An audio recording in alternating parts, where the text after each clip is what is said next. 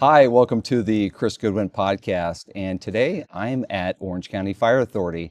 And my special guest today is Steve Concialdi. He's a fire captain and paramedic, and he's also one of the PIOs for OCFA. And we're going to dive into some great questions today. We're going to see what it's like to be a fire captain out in the field. And we're going to hear some great stories, most likely, and maybe some tips on what the public can do in case they, come across the different situations that we're going to present today. So, Steve, thanks for joining us today. Chris, thanks for having me back on. Oh, it's great having you. I wanted to talk about real life situations, and I'll give you an example. As a CHP officer, I had a lot of 911 calls over a 26-year period. And what I found was when I ran to the 911 calls with lights and emergency lights and sirens, people didn't know what to do. They would actually do a lot of crazy things, and that is sometimes stop in the middle of intersections, stop in the middle of the freeway, actually. I saw a lot of different things. Maybe you come across this as when you're riding in the right front seat as captain in a fire engine. Daily. This happens multiple times every day. People don't remember what they learned when they were driving. You have to pull to the right. So we drive code 3 to almost every emergency incident that we respond to. So as we're going code 3, this is a heavy, thousands of pounds, this engine, or the fire truck, whatever vehicle you're on. And we need the people to safely pull to the right. And so too often we'll be going code 3, and these are loud, lots of lights and sirens. We make a lot of noise, we have air horns, but what happens is these cars nowadays are built so well. They're aerodynamic, people have their radios on, air conditioning going, but they do see us, especially at night, even during the day, and we ask them to safely pull to the right. So often what will be happening is we'll be going up to an intersection and people see us coming and they either panic and they just stop right there, they either pull to the left, or as we're going, if there's a left-hand turn lane, we're supposed to pass on the left. So we try to stay to the left because we want all the drivers to move to the right.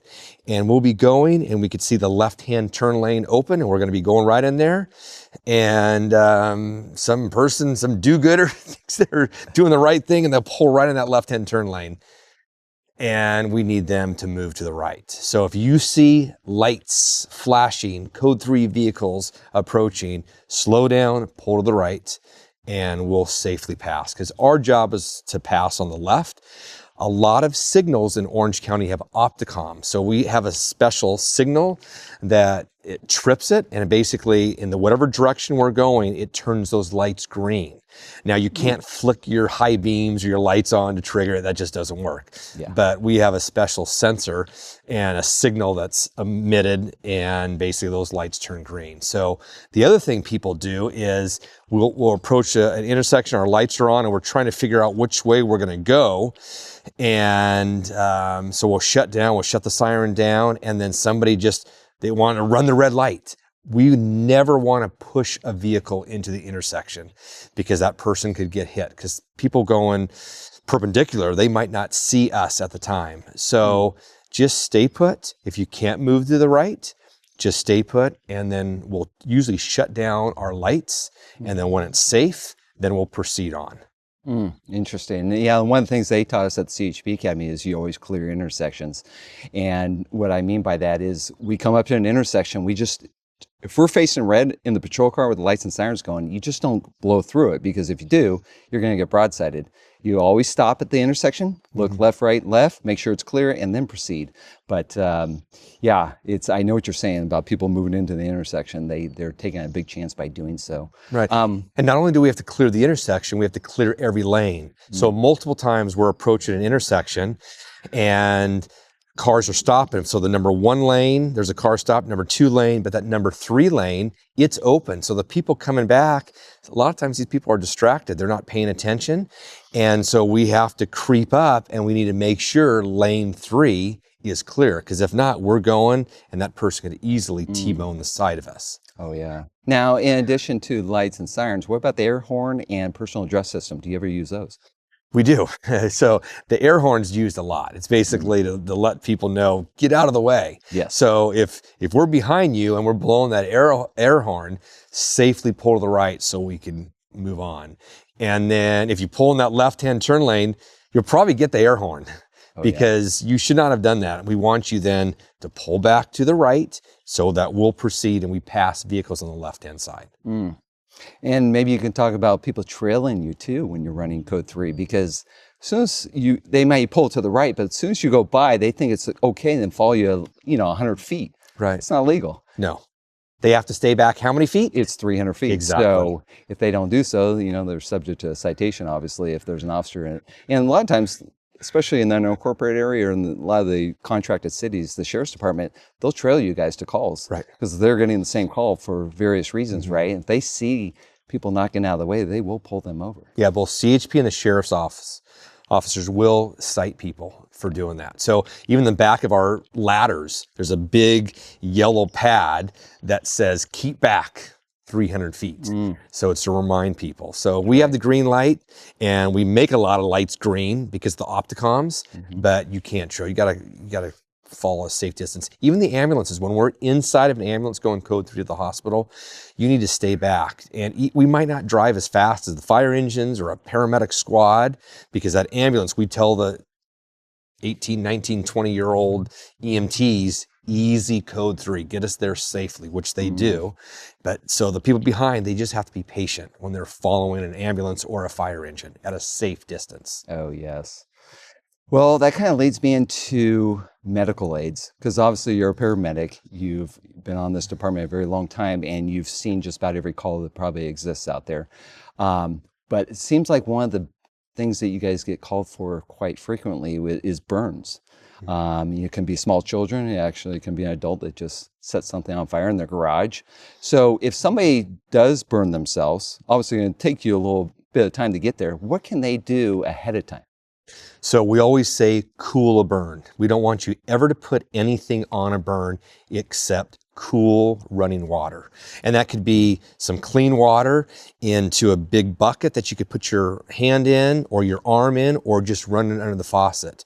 But I'm not going to tell you what not to do, because a number of years ago I taught a class and somebody got burned, and this person told me later. And she said, hey, I took your class a couple years ago, and somebody at work, they burned themselves, and I put blank on it. And I go, that's exactly what I told you not to do. So, so don't put anything except cool running water. So that could be under the faucet or a big bucket of fresh water where they put their hand in it, their elbow, whatever gets burned in there, and you just cool a burn. Interesting. Well, and let me add to that. Yeah, go ahead. In Orange County, we have 2 outstanding burn centers. So Orange County Global and UCI Medical Center. And we're very fortunate in this county to have 2 burn centers. And that's where we recommend you going. If you have a serious burn, you'll get the best treatment there. And that's where we take any of our serious burn patients. Now, if it's a sunburn, obviously you could handle that yourselves, or if small minor burns, but anything sensitive to the face, to the hands, any areas that could be sensitive, you should seek, where you have especially a 3rd-degree burn for sure, you should seek those burn centers. They provide the best treatment possible. In OC Global, that's in Santa Ana. Correct. It's actually about a mile from CHP, Santa Ana office. And the UCI, you're talking about the facility in Orange, right? Correct. Right. Yes. And those are actually really close to each other. Yes. So what about South County, though, Mission Hospital?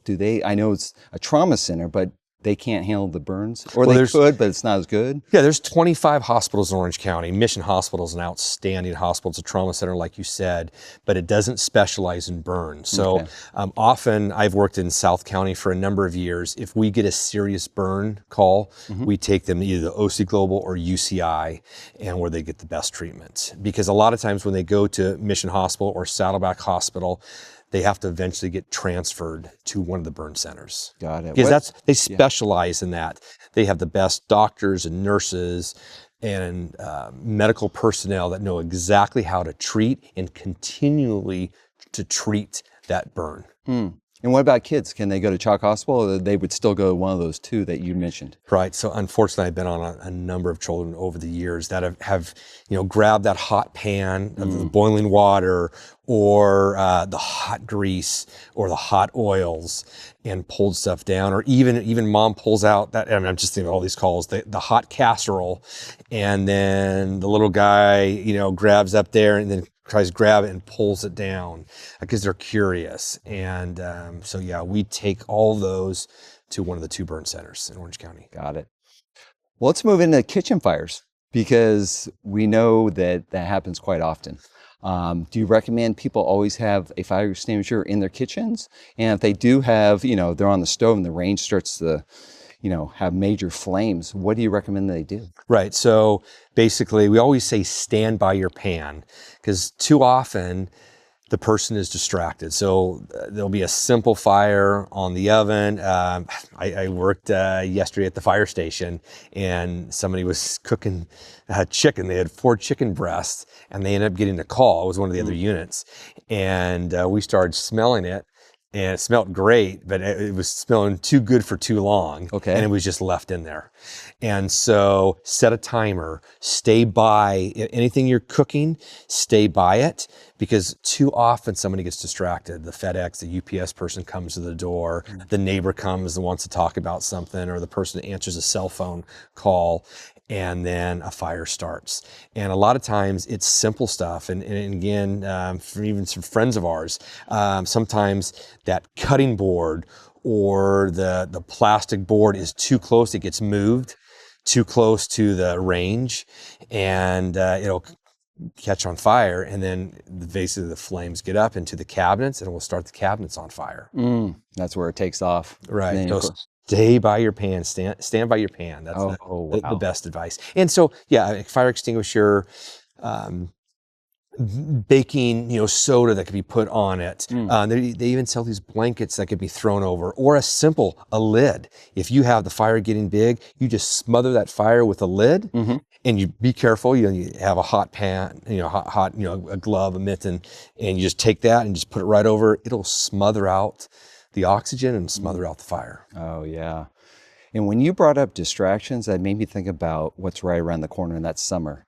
And cell phones are a huge distraction, and you've seen these calls over the years, the drownings. And maybe you can just talk about, what parents really should be doing when they're with their kids during the summer at these pools, especially the pools that are private in their own backyards.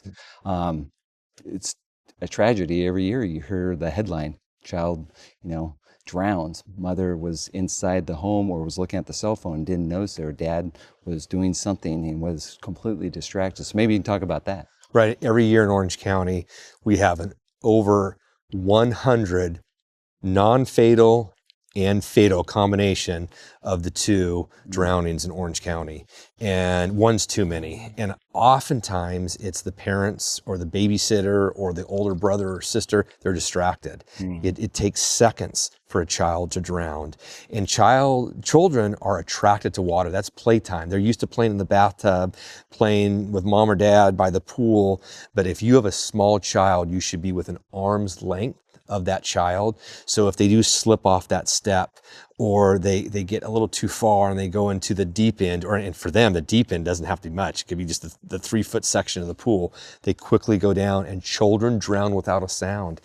There's no splashing, there's no yelling, they're screaming, they're underwater. And it doesn't take much for us to basically ingest water into us, and then our body does a great job of trying to block, but it goes down the wrong pipe, and they could drown very quickly.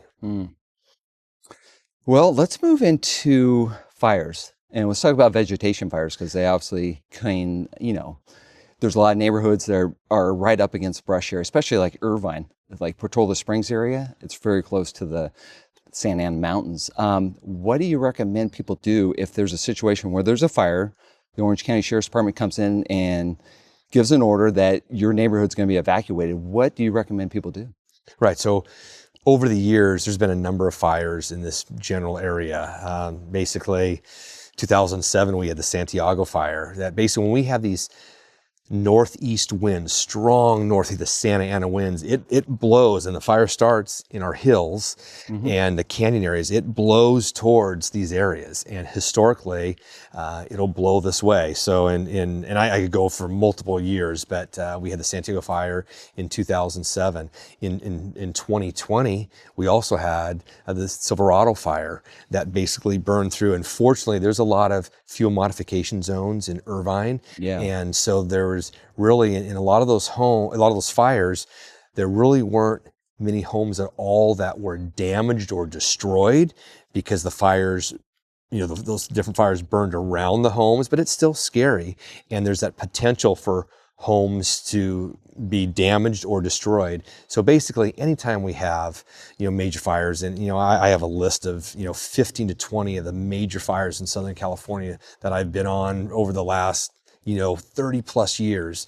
And these Santa Ana winds, it is very difficult to control and stop those fires. And so you have to heed the warnings of law enforcement, fire personnel, because your life is more important than anything else. And so when those evacuation orders, and an order is for you to leave your home or business and to get to a safe area, and those are put out as soon as possible and to give you enough time. Sometimes enough time might only be 10 or 15 minutes, but please heed those warnings. It does no good to get there with the garden hose and spray down your eaves or the side of your home or your roof. That doesn't do anything. When we have these winds, just the strong winds evaporates all that water.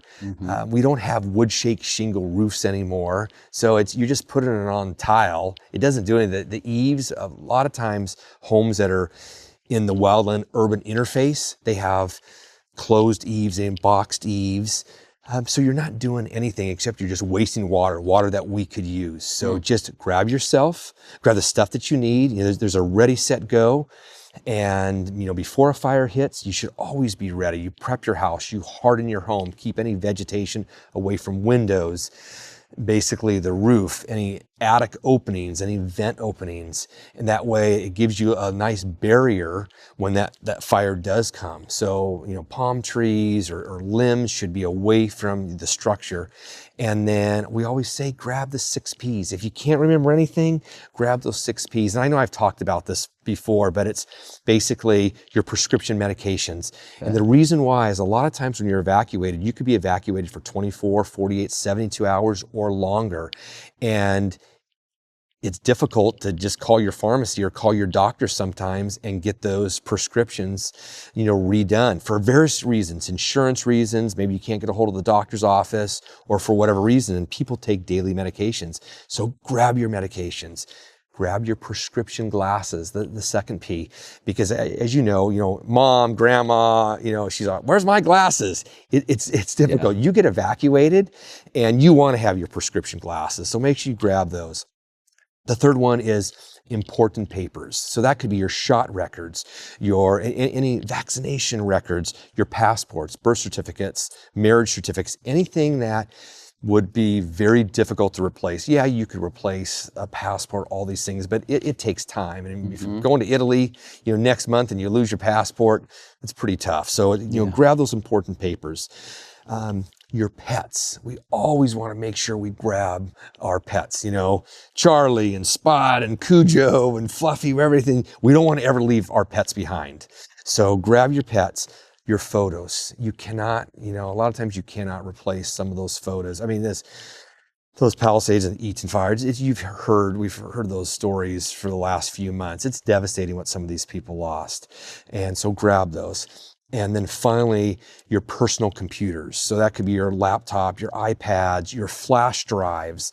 So just grab all those. But if you remember those 6 Ps real quick, you could grab all that stuff within 10 to 15 minutes and be on the road before a fire front approaches your neighborhood. Those are great tips. Well, speaking of that, what is the difference between fighting a fire, say, at a house versus, say, vegetation? Because it's a totally different thing, because I know I've seen you guys cut holes in roofs before, and then out in vegetation, you can have people running a fire line, and they've got tools in their hands, and they're using shovels more than just water in certain situations. So maybe you can tell the difference, or tell us the difference between the two. Right. So there's always, like, if you're looking at hills and everything, the slope, the terrain's always a factor, topography, how dense the fuel is. And it might just be flashy grass that could quickly take off. The time of day, and in the afternoon, we have critical burn areas between 2 p.m. and 5, but that could also be noon. We have plenty of hot days where at noon it's super hot, and 6 p.m. and 7 p.m. it's still very hot. It could be a real dry day, or with the weather, you could have low humidity, relative humidity. So the moisture in the air is real low, or you have the Santa Ana winds, those strong winds. That's a huge factor. And basically where the fire is coming from, the slope. But a house fire is a house fire. Now, a house fire can grow and can spread when there's winds, but it's the vegetation fires, all these factors that just add to the growth of those fires. And it's wind is like a major factor. So when we have in the 15 or 20 fires that I wrote down, before this interview, when I was thinking about it, most of them are wind-driven fires. There was some sort of wind-driven fire, either the Santa Ana winds, but let's go back to the Laguna Beach, Laguna Niguel, the coastal fire in 2022. That was just a strong onshore. So basically the wind was blowing from the ocean onto shore, and it got into an area, and then it burned upslope, and it was super dry terrain that hadn't burned in numerous years, maybe over 100 plus years. Wow. And it quickly ran up towards homes, even though there was a fuel modification zone. When that fire is pushed into those homes, and there's windows that are open and vents that basically don't have very small mesh in it, you get embers, into a house, into the attic, and that could quickly start a house on fire. And once 1, 2, 3, 4 homes starts going, just the BTUs, the amount of heat produced from those 1, 2, 3, 4 homes going off, it quickly extends. Just like we saw in the Palisades and the Eaton fire, how quickly those fires.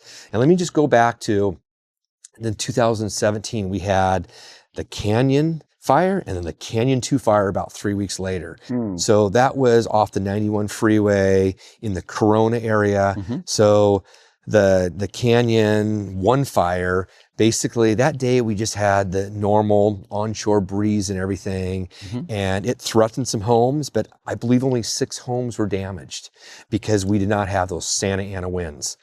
But 3 weeks later, when we had those strong Santa Ana winds, the Canyon 2 fire, that fire burned off the 91 freeway in the Canyon area, and it burned, across the 241 right into Anaheim Hills. And I believe, close to 25 homes were destroyed, and another, 20 plus homes were damaged. And the big difference is those Santa Ana winds, those strong northeast winds. And then, Steve, one of the other questions I wanted to dive into is obviously recruitment, because OCFA is constantly hiring, am I correct? Yeah, every year we fly basically to hire firefighters, and we do. We've been doing 2 academies for a number of years every year. And what would the ideal candidate look like for OCFA? The ideal candidate is somebody that has great character and integrity. They're in great physical shape. They have some sort of a degree, preferably a 4-year degree, if not pursuing a 4-year degree. An athlete. We love those college athletes that are basically articulate. They're good people too. They've done well in school. They've done well in their sport, but they just are able to work with a team, because that's what we are. We're firefighters. We work out together, we train together, we eat together, we go on calls together. We have to be a cohesive group and function well together. You have to get along. We're here for 48 straight hours, and sometimes it's more. If you go on a vegetation fire, you might be here for 7 to 14 days or longer with the same crew. So you have to be able to get along with people. You have to be trustworthy, and because we're going into people's houses. So character integrity is utmost, but you have to live a clean lifestyle, stay clean on social media, because background investigators are going to be looking at that, as well as, not only working out and being in great physical shape, but eating healthy too. So just making sure you're just a well-rounded, good person. I mean, I say the fire service is one of the greatest jobs out there because I'm surrounded by just outstanding people that I work with every single day. Yeah, those are great tips. And yeah, I would say the same thing for law enforcement. Stay off social media if possible, or just don't post any really crazy things. Keep going to school. 4-year degrees, like you said, is fantastic. Now, that's not a requirement to get hired, but it definitely helps. And most departments pay more money if you do have a degree. So that's a big plus right there. And like you said, eating healthy and the exercise. And you guys, whether it's at a station or a local gym, don't you guys constantly work out so that you stay in shape throughout your entire career? Right. Every day we work out. Every day that we're on duty, and we try to work out most days when we're off duty too. So every fire station has a gym. It might be a dedicated area in the fire station, in the apparatus room. Some of the stations have a big tent on the side of their station. Yeah. And one of those yard gyms that are still great. And then some of the stations that have a lot of personnel that are smaller, we go to our local gym. But that's something. We eat very healthy. We try to eat very healthy. I've been on for over 30 years. Yeah. We used to have ice cream every night. That was just something. There was always either a rookie, or you did something for the first time, or if you worked overtime, you provided ice cream or a pie. Yeah. And we've gone away from that. And, guys are eating a lot more popcorn now, and we try to eat healthy. And we just, the dinners are healthy, the lunches are healthy, even breakfast. We eat a lot of oatmeal, and the guys are going to laugh. But that's what we do. We try to eat as healthy as possible. Oh yeah. And that's one of the things I was going to ask you, the food and the changes you've seen since you first started your career to now, because I've noticed that, and I know what you're talking about, I would sometimes stop by firehouses and I would see you guys put on some major spreads. I mean, unbelievable meals. And then recently, when I've come through firehouses, I've noticed you guys have transitioned to much more healthier lifestyles. Some are even going vegan, and which is great because, I mean, a lot of these guys are taking it serious. They want to bulk up and be as strong as they can. Good cardiovascular system, right? Because obviously, if you guys are carrying, how much weight is on you, by the way, when you have a full apparatus on you? Well, it's very heavy because you have your turnouts, you have your breathing apparatus, and we're carrying tools or hose. Yeah. So you could easily have anywhere from 60 to 100 plus pounds that you're carrying when you're going up. We carry ladders too, and it's a physical job, and that's why we need to stay in the best shape possible. And as you get older, you got to watch, you got to eat smaller portions. We still, our cooks, I do not remember a bad meal. It has been since I was a newer firefighter, the last bad meal I have, and I know exactly who it was, and we ended up going and getting pizza because it was terrible.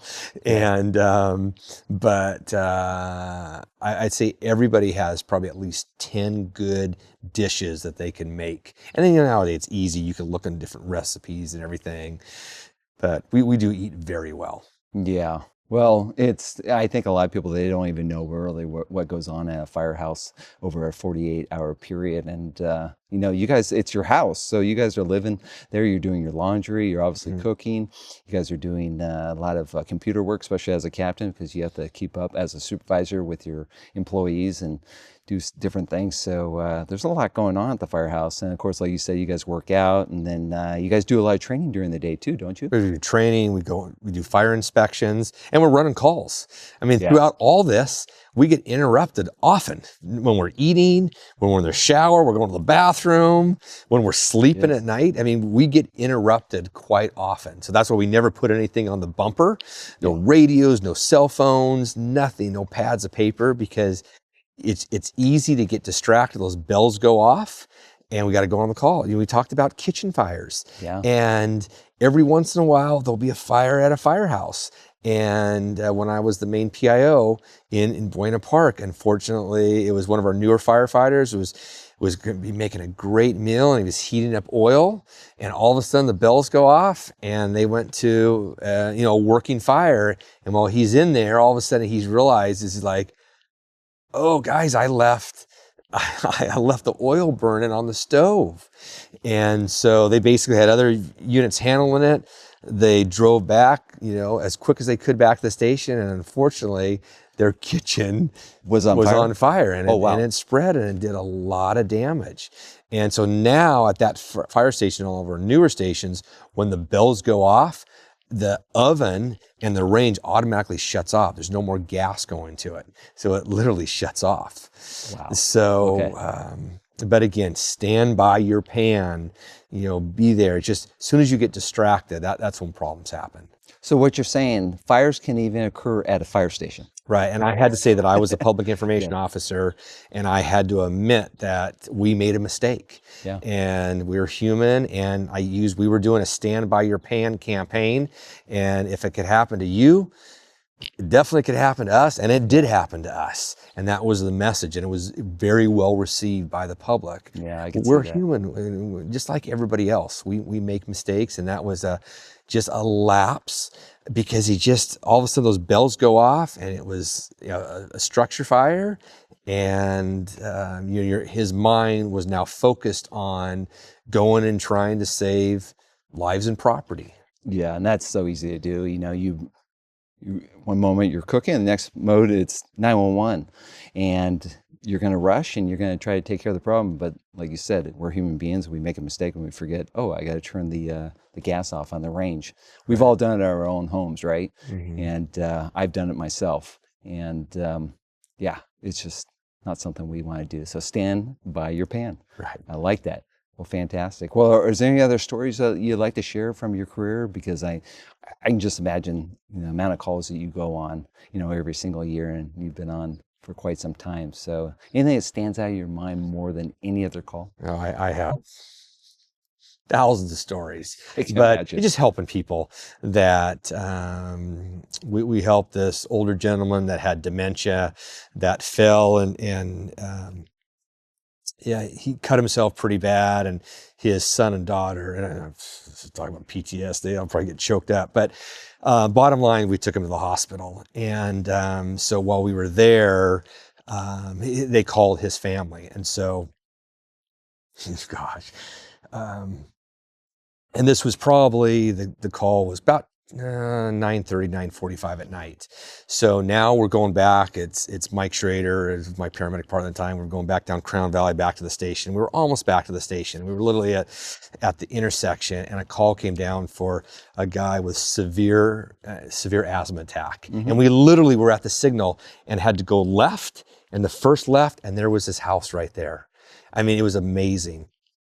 So, well, bottom line, we saved his life. And he felt like later that it's like these angels showed up. It was like his wife called, because he was trying, a lot of times asthmatic patients don't want help, and they wait too long, and he waited too long.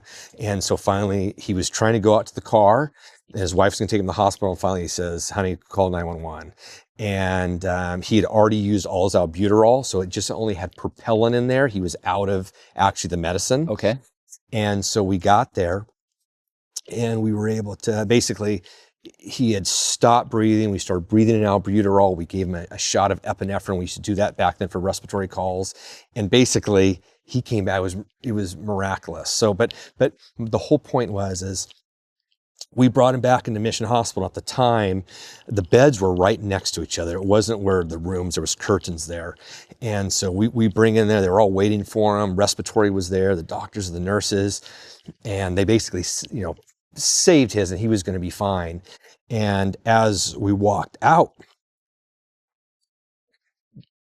the gentleman's son, the patient that had dementia, his son, and his son was probably mid-50s at the time. He was just going out for a nice dinner with his wife. He goes, I want to apologize. And we had been on him probably 3 or 4 times. This same guy, he got lost. He had fallen outside before, and they just wanted a nice dinner, and they thought, Dad, just stay inside, you'll be fine. He went wandering out, and that's when he fell, and he cut open, and he was bleeding all over the place.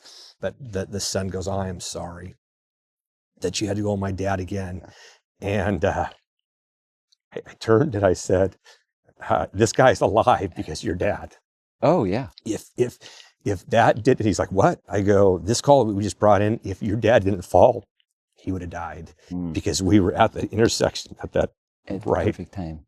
Wow. So, And that's what's so cool about whether it's law enforcement or, fire service is that you get to go to some really traumatic situations over your career where you actually can save somebody's life.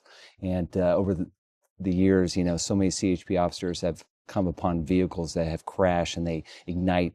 And before you guys even get there, the CHP officer is taking their knife and they're cutting the seatbelt and they're dragging that person out of the car and they're exactly. saving lives. And it happens every year.